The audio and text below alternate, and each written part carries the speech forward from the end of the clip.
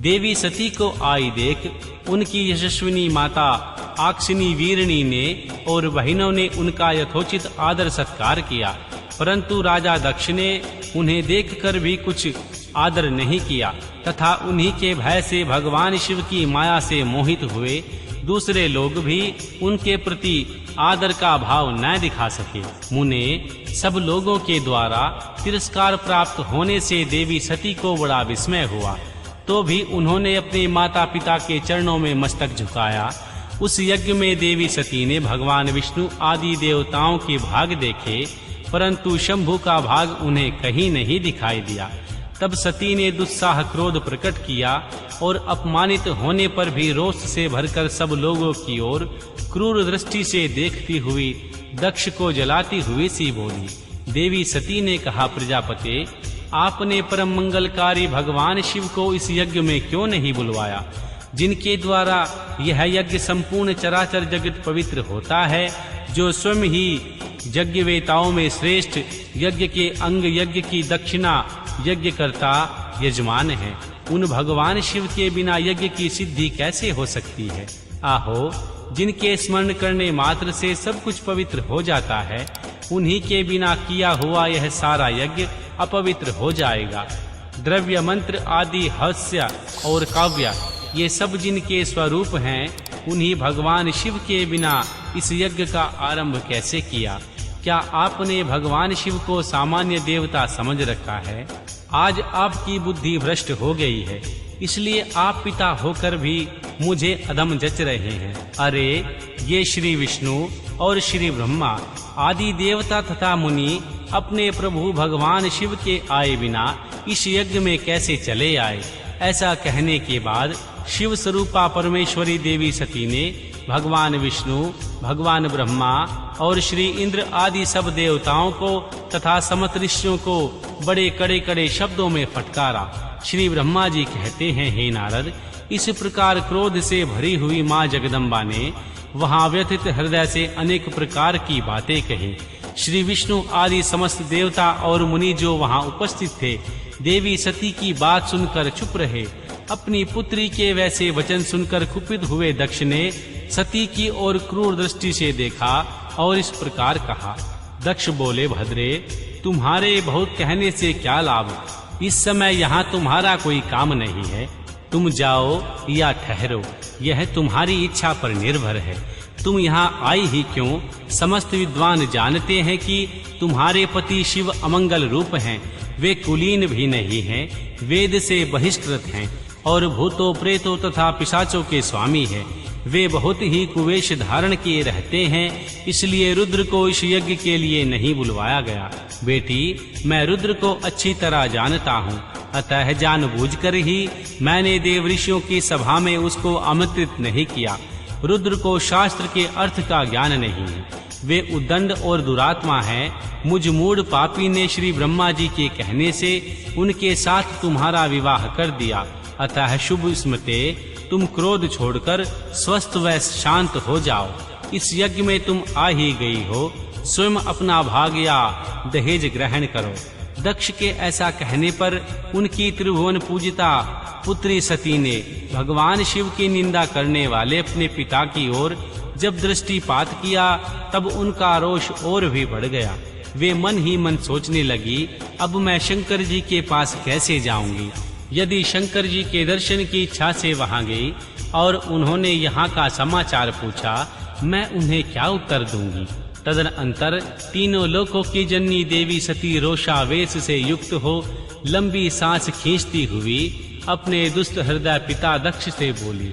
देवी सती ने कहा, जो महादेव जी की निंदा करता है अथवा जो उनकी होती हुई निंदा को सुनता है, वे दोनों तब तक नरक में पड़े रहते हैं जब तक चंद्रमा और सूर्य विद्यमान है।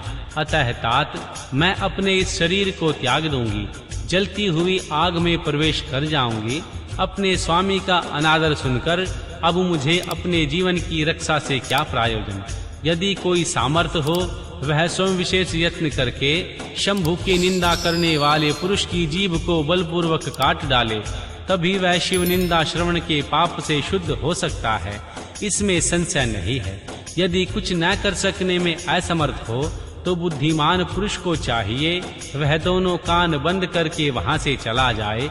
इससे वह शुद्ध रहता है, दोष का भागी नहीं होता, ऐसा श्रेष्ठ विद्वान कहते हैं। इस प्रकार धर्म नीति बताने पर देवी सती को अपने आने के कारण बड़ा पश्चाताप हुआ। उन्होंने व्यथित चित्त से भगवान शिव के वचन का स्मरण किया।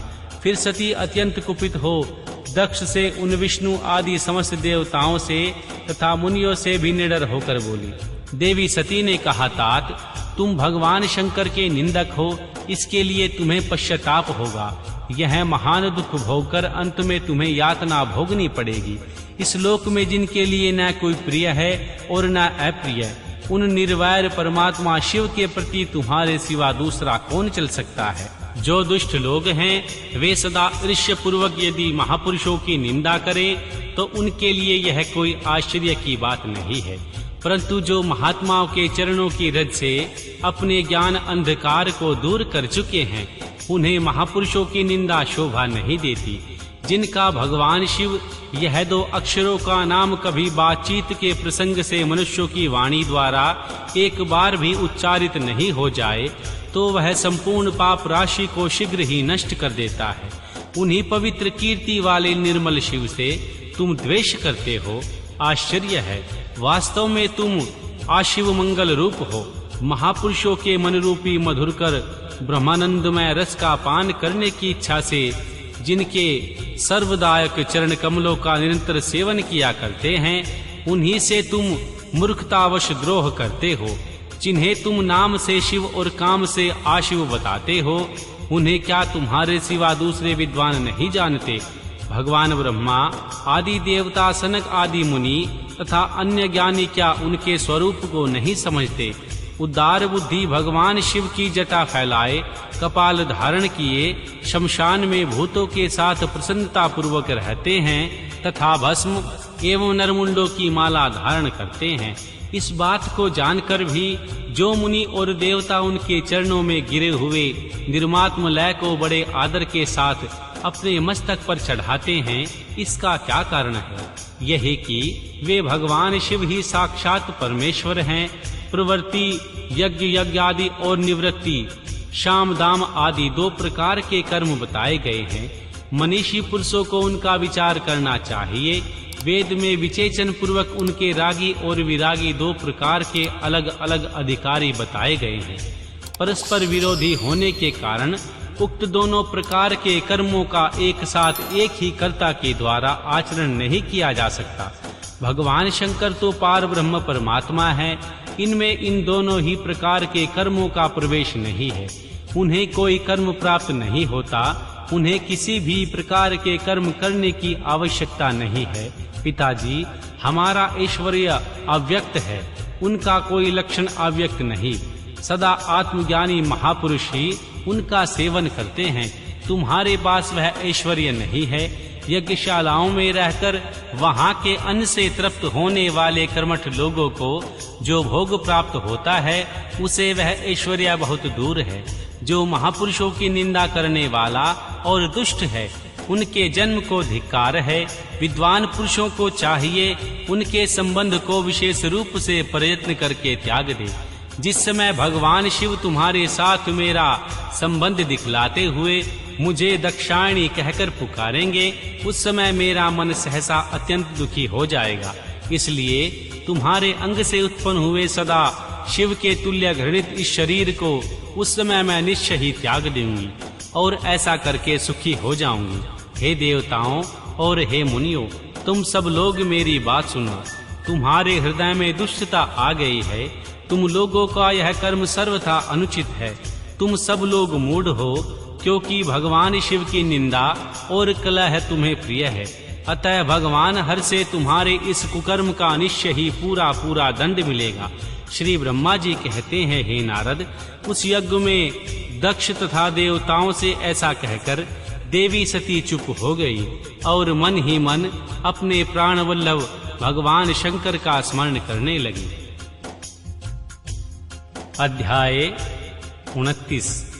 देवी सती का योगा अग्नि से अपने शरीर को भस्म कर देना, दर्शकों का हाहाकार, शिव पार्षदों का प्राण त्यागना तथा दक्ष पर आक्रमण, ऋषि भिक्षुओं द्वारा उनका भगाया जाना तथा देवताओं की चिंता। श्री ब्रह्मा जी कहते हैं, हे नारद, मौन हुई देवी सती अपने पति का आदर स्मरण करके शांतचित्त हो सहसा उत्तर दिशा में भूमि पर बैठ गई। उन्होंने विधि पूर्वक जल का आचमन करके वस्त्र ओढ़ लिया और पवित्र भाव से आंखें मूंद कर पति का चिंतन करती हुई योग मार्ग में स्थित हो गई। उन्होंने अपने आसन को स्थिर कर प्राणायाम द्वारा प्राण और अपान को एक रूप करके नाभि चक्र में स्थापित कर दिया।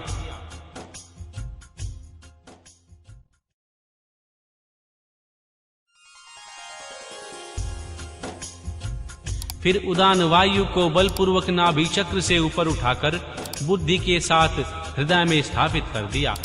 तत्पश्चात भगवान शंकर की प्राण वल्लभा आनंदिता सती उस हृदय व्यक्ति वायु को कंठ मार्ग से भ्रकुटियों के बीच में ले आई।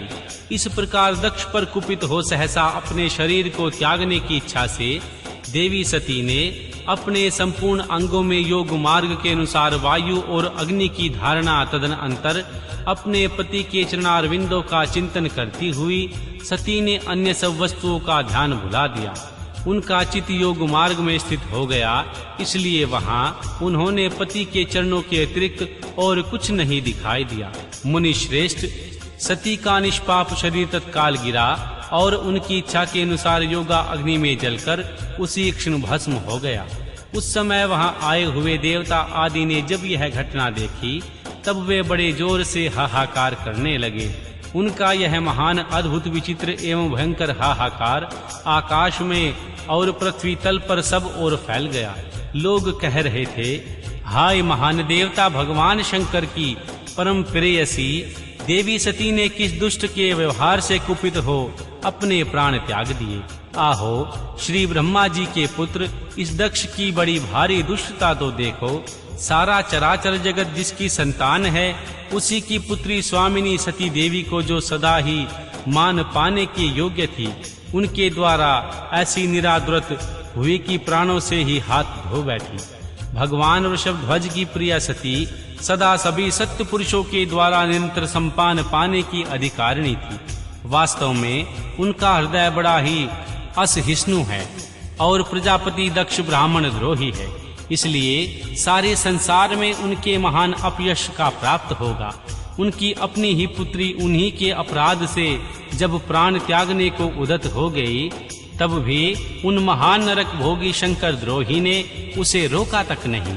जिस समय सब लोग ऐसा कह रहे थे, उसी समय शिव जी के पार्षद सती का यह अद्भुत प्राण त्याग देखकर तुरंत ही क्रोध पूर्वक अस्त्र शस्त्र ले राजा दक्ष को मारने के लिए उठ खड़े हुए।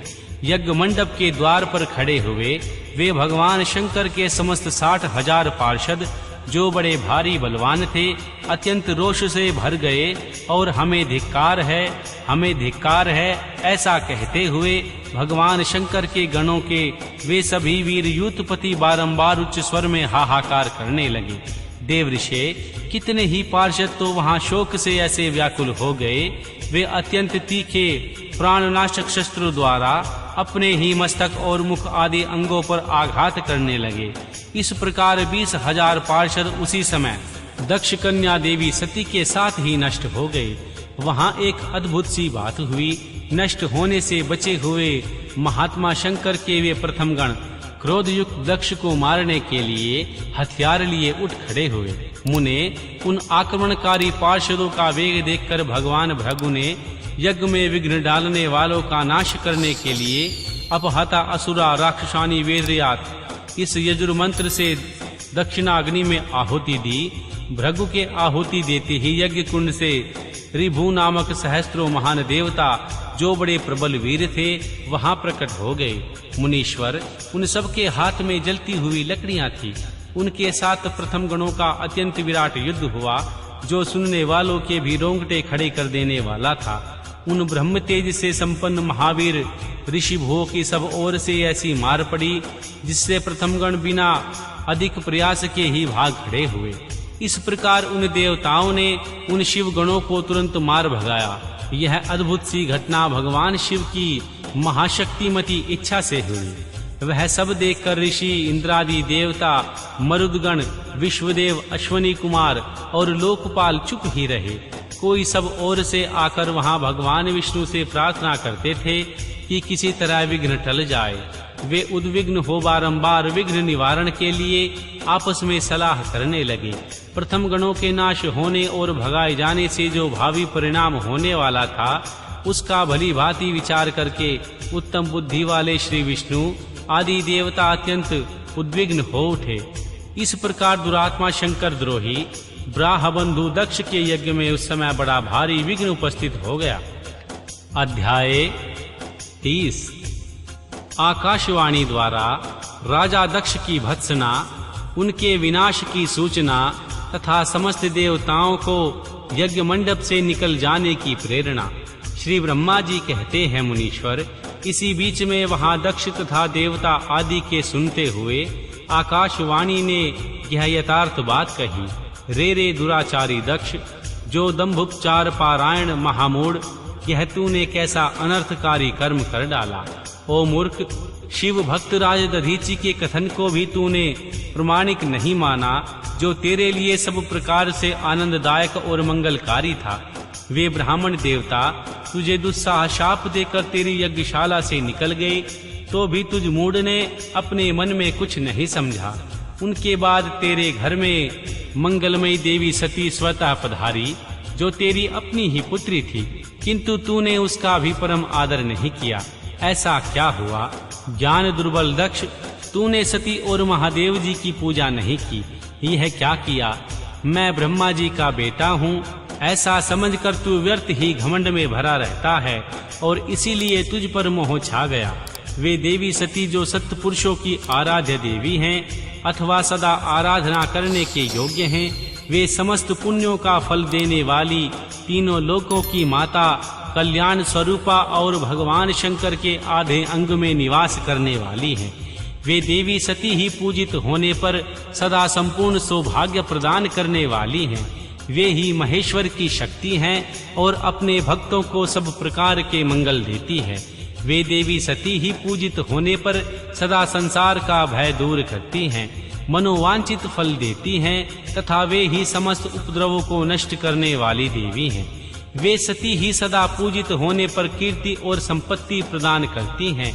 वे ही पराशक्ति तथा भोग और मोक्ष प्रदान करने वाली परमेश्वरी हैं। वे सती ही जगत को जन्म देने वाली माता, जगत की रक्षा करने वाली अनादि शक्ति और प्रलय काल में जगत का संहार करने वाली हैं। वे जगन्न माता सती ही भगवान विष्णु की माता रूप से सुशोभित होने वाली तथा श्री ब्रह्मा, इंद्र और चंद्र, अग्नि, वे सती ही तप, धर्म और दान आदि का फल देने वाली हैं। वे ही शंभु शक्ति महादेवी हैं तथा दुष्टों का हनन करने वाली परातत्पर शक्ति हैं।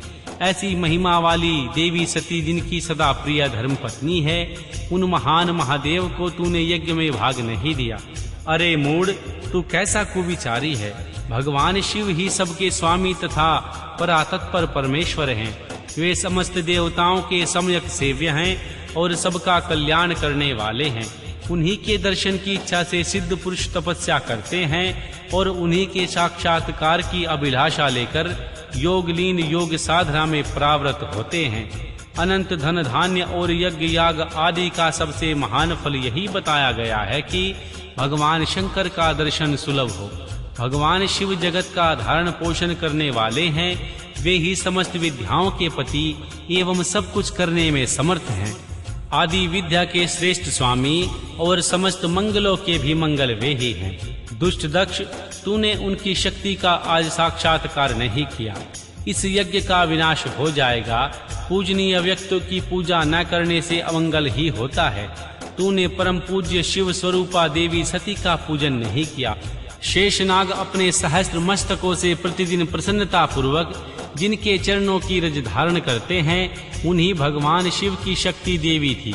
जिनके चरण कमलों का निरंतर ध्यान और सादर पूजन करके श्री ब्रह्मा जी ब्रह्म तत्व को प्राप्त हुए, उन्हीं भगवान शिव की प्रिय पत्नी देवी सती थी। जिनके चरण कमलों का निरंतर ध्यान और सादर पूजन करके इंद्र आदि लोकपाल अपने उत्तम पद को प्राप्त हुए, वे भगवान शिव संपूर्ण जगत के पिता हैं और शक्ति स्वरूप देवी सती जगत की माता है। मूढ़ दक्ष, तूने उन माता पिता का सत्कार नहीं किया, फिर तेरा कल्याण कैसे होगा? तुझ पर दुर्भाग्य का आक्रमण हो गया और विपत्तियां टूट पड़ी, क्योंकि तूने उन भवानी सती और भगवान शंकर की भक्ति से आराधना नहीं की। कल्याणकारी भगवान शंभु का पूजन न करके मैं कल्याण का भागी हो सकता हूँ। यह तेरा कैसा गर्व है? यह दुर्वार गर्व आज नष्ट हो जाएगा। इन देवताओं में से कौन ऐसा है जो सर्वेश्वर शिव से विमुख होकर तेरी सहायता करेगा? मुझे तो ऐसा कोई देवता नहीं दिखाई देता।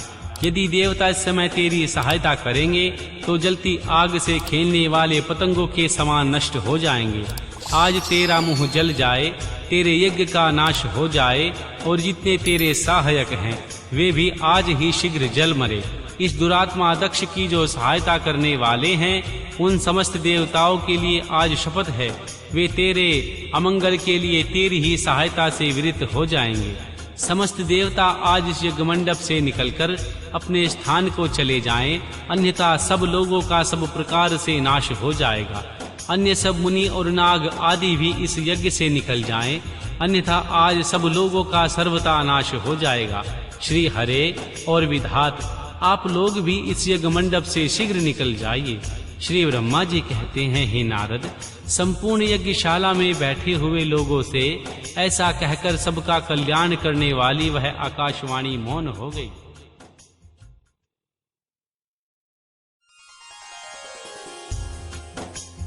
अध्याय 31। गणों के मुख से और महर्षि नारद से भी देवी सती के दग्ध होने की बात सुनकर राजा दक्ष पर कुपित हुए भगवान शिव अपनी जटा से वीरभद्र और महाकाली को प्रकट करके उन्हें यज्ञ विध्वंस करने और विरोधियों को जला डालने की आज्ञा देते हैं। श्री ब्रह्मा जी कहते हैं, हे नारद, वह आकाशवाणी सुनकर सब देवता आदि भयभीत तथा विस्मित हो गए। उनके मुख से कोई बात नहीं निकली।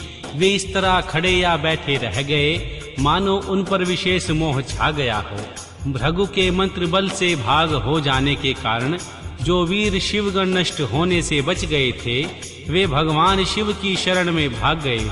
उन सब ने अमित तेजस्वी भगवान रुद्र को भली भांति सादर प्रणाम करके वहां यज्ञ में जो कुछ हुआ वह सारी घटना कह सुनाई।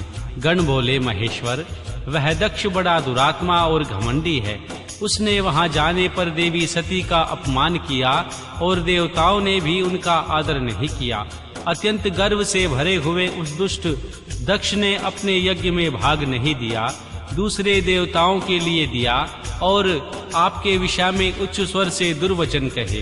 प्रभो, यज्ञ में आपका भाग न देखकर देवी सती कुपित हो उठी और पिता की बारंबार निंदा करके उन्होंने तत्काल अपने शरीर को योगाग्नि द्वारा जलाकर भस्म कर दिया।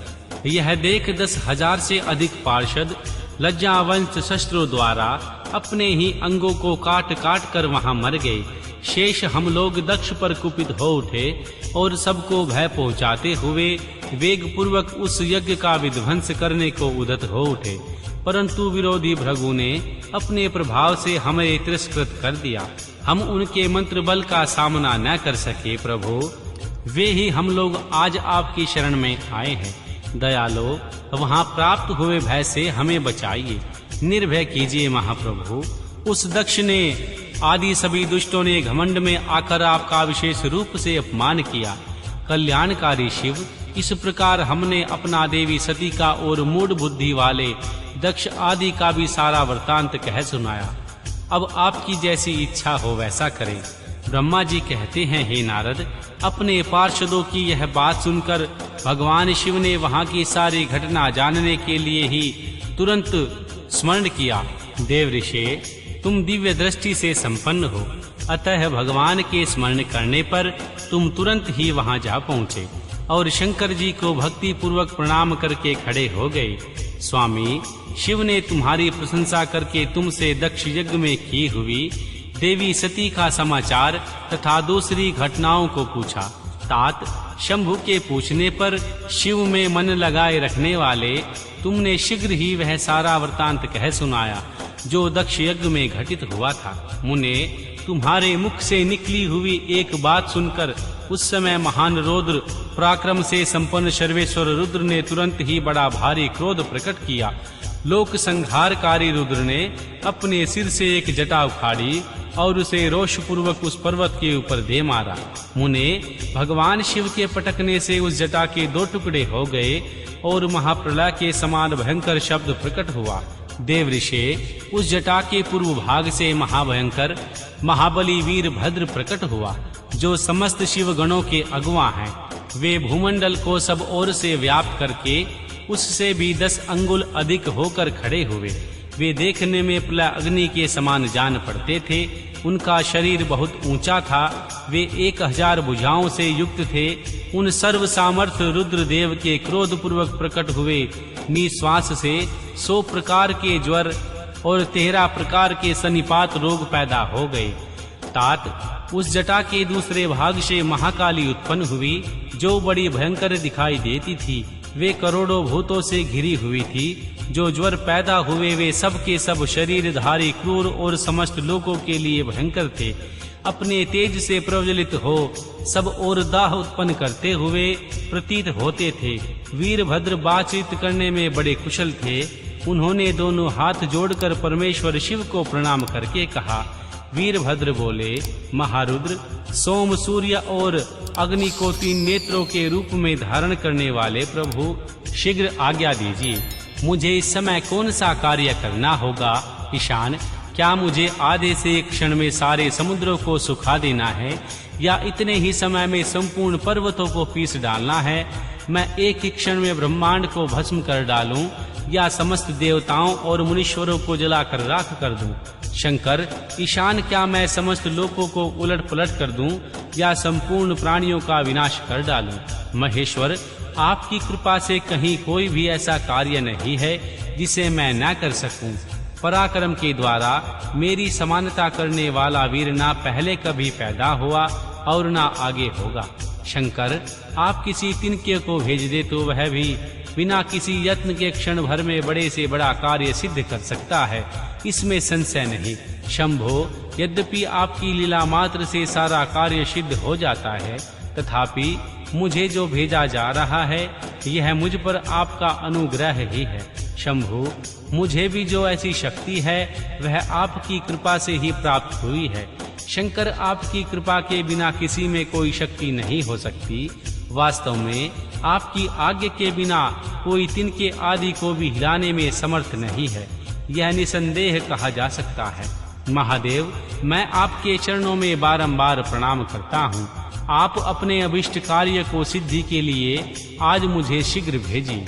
शंभो, मेरे दाहिने अंग बारंबार फड़क रहे हैं, इससे सूचित होता है मेरी विजय अवश्य होगी। अतः प्रभु, मुझे भेजिए। शंकर, आज मुझे कोई अभूतपूर्व एक विशेष हर्ष उत्साह का अनुभव हो रहा है और मेरा चित्त आपके चरण कमल में लगा हुआ है। अतः पग पग पर मेरे लिए शुभ परिणाम का विस्तार होगा। शंभु, आप शुभ के आधार हैं। जिसकी आप में सुदृढ़ भक्ति है उसी को सदा विजय प्राप्त होती है और उसी का दिनों दिन शुभ होता है। श्री ब्रह्मा जी कहते हैं, हे नारद, उनकी यह बात सुनकर सर्वमंगला के पति भगवान शिव बहुत संतुष्ट हुए और वीरभद्र, तुम्हारी जय हो, ऐसा आशीर्वाद देकर वे फिर बोले। महेश्वर ने कहा, मेरे पार्षदों में श्रेष्ठ वीरभद्र, श्री ब्रह्मा जी का पुत्र दक्ष बड़ा दुष्ट है।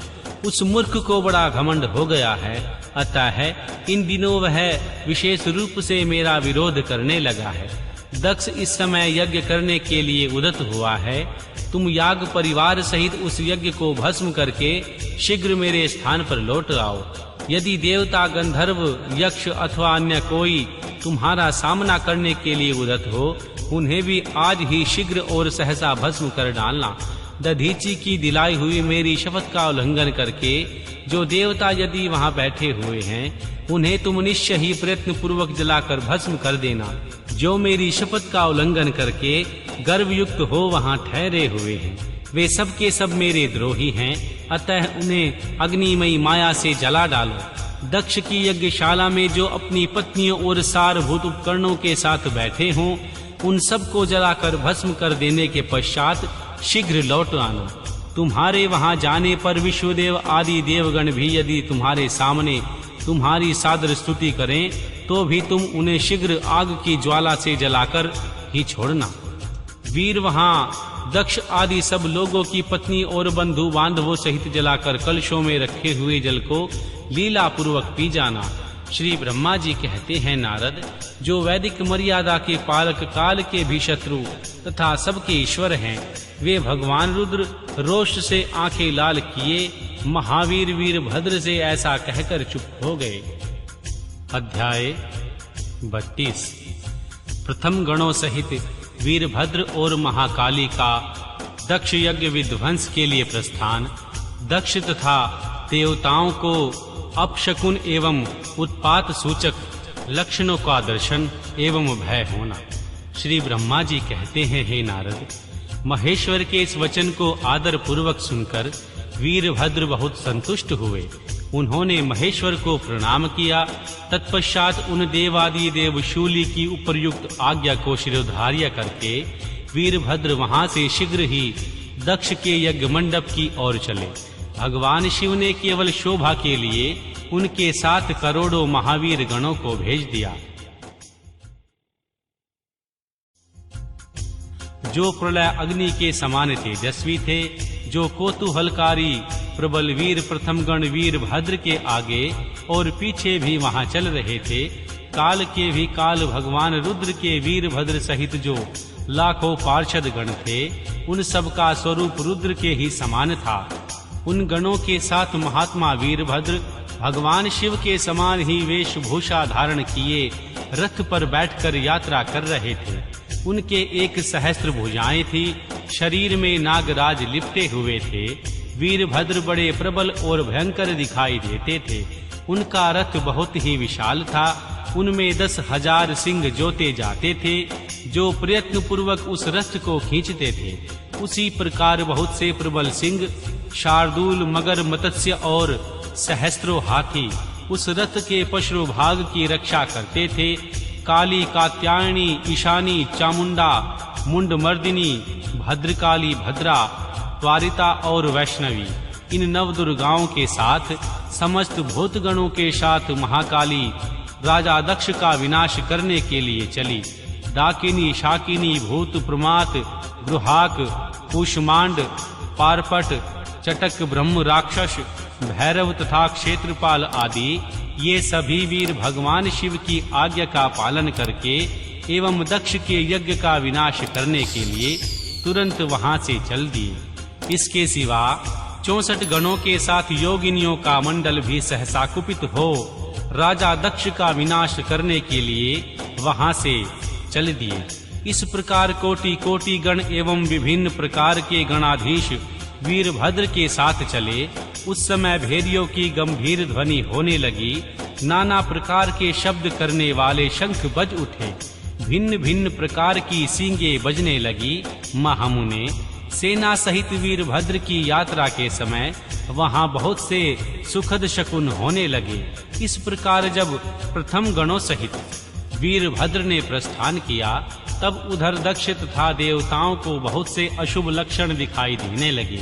देवऋषि यज्ञ विध्वंस की सूचना देने वाले त्रिविध उत्पात प्रकट होने लगे। दक्ष की बाई आंख और बाई भुजा, बाई जांग फड़कने लगी। तात वाम अंगों का वह फड़कना सर्वथा अशुभ सूचक था और नाना प्रकार के कष्ट मिलने की सूचना दे रहा था। उस समय दक्ष की यज्ञशाला में धरती डोलने लगी। दक्ष को दोपहर के समय दिन में ही अद्भुत तारे दिखाई देने लगे। दिशाएं मलिन हो गई। सूर्य मंडल चितकबरा दिखने लगा। उस पर हजारों घेरे पड़ गए, जिससे वह भयंकर जान पड़ता था। बिजली और अग्नि के समान दीप्तिमान तारे टूट टूट कर गिरने लगे और भी बहुत से भयानक अपशकुन होने लगे। इसी बीच में वहां आकाशवाणी प्रकट हुई, जो संपूर्ण देवताओं और विशेषतः है दक्ष को अपनी बात सुनाने लगी। आकाशवाणी बोली, ओ दक्ष, आज तेरे जन्म को धिक्कार है, महामूढ़ और पापात्मा है। भगवान हर की ओर से आज तुझे महान दुख प्राप्त होगा। जो किसी तरह टल नहीं सकता। अब यहाँ तेरा अहंकार भी सुनाई नहीं देगा। जो मूढ़ देवता आदि तेरे यज्ञ में स्थित हैं, उनको भी महान दुख होगा, इसमें संशय नहीं है। श्री ब्रह्मा जी कहते हैं, हे मुने, आकाशवाणी की यह बात सुनकर और पूर्वोक्त अशुभ सूचक लक्षणों को देखकर दक्ष तथा दूसरे देवता आदि को भी अत्यंत भय प्राप्त हुआ। उस समय दक्ष मन ही मन अत्यंत व्याकुल हो कांपने लगे और अपने प्रभु लक्ष्मीपति भगवान विष्णु की शरण में गए। वे भय से आधीर हो बेशुद्ध हो रहे थे। उन्होंने स्वजनल वत्सल देवादि देव भगवान विष्णु को प्रणाम किया और उनकी स्तुति करके कहा। अध्याय 33 व 34। दक्ष के यज्ञ की रक्षा के लिए भगवान विष्णु से प्रार्थना। भगवान का शिवद्रोह जनित संकट को टालने में अपनी असमर्थता बताते हुए दक्ष को समझाना तथा सेना सहित वीरभद्र का आगमन। दक्ष बोले, देव देव हरे विष्णु दीनबंधु कृपानिधे, आपको मेरी और मेरे यज्ञ की रक्षा करनी चाहिए। प्रभो, आप ही यज्ञ के रक्षक हैं। यज्ञ ही आपका कर्म और आप यज्ञ स्वरूप हैं। आपको ऐसी कृपा करनी चाहिए जिससे यज्ञ का विनाश ना हो।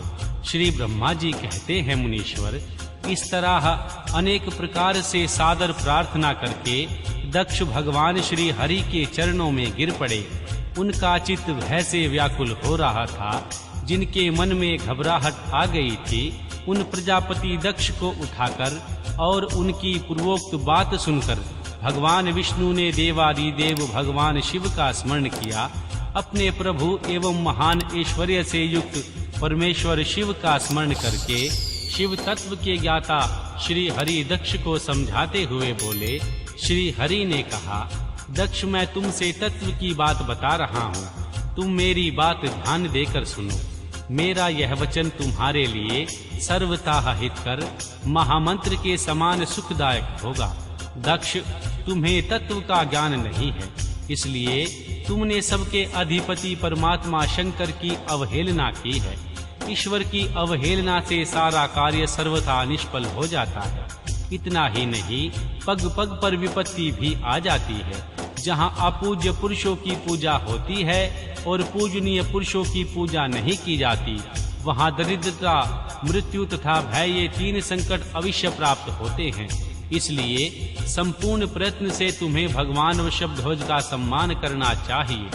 महेश्वर का अपमान करने से ही तुम्हारे ऊपर महान भय उपस्थित हुए हैं। हम सब लोग प्रभु होते हुए भी आज तुम्हारी दुर्नीति के कारण जो संकट आया है, उसे टालने में समर्थ नहीं है। यह मैं तुमसे सच्ची बात कहता हूँ। श्री ब्रह्मा जी कहते हैं, हे नारद, भगवान विष्णु का यह वचन सुनकर दक्ष चिंता में डूब गए। उनके चेहरे का रंग उड़ गया और वे चुपचाप पृथ्वी पर खड़े रह गए। इसी समय भगवान रुद्र के भेजे हुए गणनायक वीरभद्र अपनी सेना के साथ यज्ञ स्थल में जा पहुँचे। वे सब के सब बड़े शूरवीर, निर्भय तथा रुद्र के समान ही पराक्रमी थे। भगवान शंकर की आज्ञा से आए हुए उन गणों की गणना असंभव थी। वे वीर शिरोमणि रुद्र सैनिक जोर जोर से सिंहनाद करने लगे। उनके उस सिंहनाद से तीनों लोक गूंज उठे। आकाश धूल से ढक गया और दिशाएं अंधकार से आवृत हो गई। सातों द्वीपों से युक्त पृथ्वी अत्यंत भय से व्याकुल हो पर्वत, वन और काननों सहित कांपने लगी तथा संपूर्ण समुद्रों में ज्वर आ गया। इस प्रकार समस्त लोकों का विनाश करने में समर्थ उस विशाल सेना को देखकर समस्त देवता आदि चकित हो गए। सेना के उद्योग को देख दक्ष के मुंह से खून निकल आया। वे अपनी स्त्री को साथ ले भगवान विष्णु के चरणों में दंड की भांति गिर पड़े और इस प्रकार बोले। दक्ष ने कहा, विष्णु महाप्रभु, आपके बल से ही मैंने इस महान यज्ञ का आरंभ किया था। सत्कर्मों की सिद्धि के लिए आप ही प्रमाण माने गए हैं। विष्णु, आप कर्मों के साक्षी तथा यज्ञों के प्रतिपालक हैं। महाप्रभु, आप वेदोक्त धर्म तथा श्री ब्रह्मा जी के रक्षक हैं। अतः प्रभु, आपको मेरे इस यज्ञ की रक्षा करनी चाहिए, क्योंकि आप सबके प्रभु हैं। श्री ब्रह्मा जी कहते हैं, दक्ष की अत्यंत दीनता पूर्वक बात सुनकर भगवान विष्णु उस समय शिव तत्व से विमुख हुए दक्ष को समझाने के लिए इस प्रकार बोले। श्री विष्णु ने कहा, दक्ष, इसमें संदेह नहीं है, मुझे तुम्हारे यज्ञ की रक्षा करनी चाहिए, क्योंकि धर्म परिपालन विषयक जो मेरी सत्य प्रतिज्ञा है वह सर्वत्र विख्यात है। परंतु दक्ष, मैं जो कुछ कहता हूँ उसे तुम सुनो। इस समय अपनी क्रूरतापूर्ण बुद्धि को त्याग दो। देवताओं के क्षेत्र नैमिषारण्य में जो अद्भुत घटना घटित हुई है उसका तुम्हें स्मरण नहीं हो रहा है। क्या तुम अपनी कुबुद्धि के कारण उसे भूल गए हो? यहाँ कौन भगवान रुद्र के कोप से तुम्हारी रक्षा करने में समर्थ है? दक्ष, तुम्हारी रक्षा किसको अभिमत नहीं है, परंतु जो तुम्हारी रक्षा करने को उद्यत होता है वह अपनी दुर्बुद्धि का ही परिचय देता है। दुर्मते, क्या कर्म और क्या आकर्म, इसे तुम नहीं समझ पा रहे हो। केवल कर्म ही कभी कुछ करने में समर्थ नहीं हो सकता। जिसके सहयोग से कर्म करने की सामर्थ्य आती है उसी को तुम स्वकर्म समझो। भगवान शिव के बिना दूसरा कोई कर्म में कल्याण करने की शक्ति देने वाला नहीं है। जो शांत हो ईश्वर में मन लगाकर उसकी भक्ति पूर्वक कार्य करता है उसी को भगवान शिव तत्काल उस कर्म का फल देते हैं। जो मनुष्य केवल ज्ञान का सहारा ले अनीश्वरवादी हो जाते हैं या ईश्वर को नहीं समझते, वे शतकोटि कल्पों तक नरक में ही पड़े रहते हैं।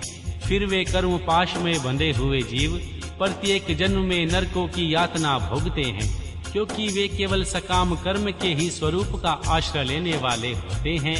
ये शत्रुमर्दन वीरभद्र जो यज्ञशाला के आंगन में आ पहुँचे हैं, भगवान रुद्र की क्रोधा अग्नि से प्रकट हुए। इस समय समस्त रुद्र गणों के ये ही नायक हैं। ये हम लोगों के विनाश के लिए आए हैं, इसमें संशय नहीं है। कोई भी कार्य क्यों ना हो, वस्तुतः इनके लिए कुछ भी अशक्य नहीं है। ये महान सामर्थ्यशाली वीरभद्र देवताओं को अवश्य जलाकर ही शांत होंगे, इसमें संशय जान नहीं पड़ता। मैं भ्रम से महादेव जी की शपथ का उल्लंघन करके जो यहाँ ठहरा रहा, उसके कारण तुम्हारे साथ मुझे भी इस कष्ट का सामना करना ही पड़ेगा। भगवान विष्णु इस प्रकार कह ही रहे थे कि वीरभद्र के साथ शिवगणों की सेना का समुद्र उमड़ आया। समस्त देवता आदि ने उसे देखा।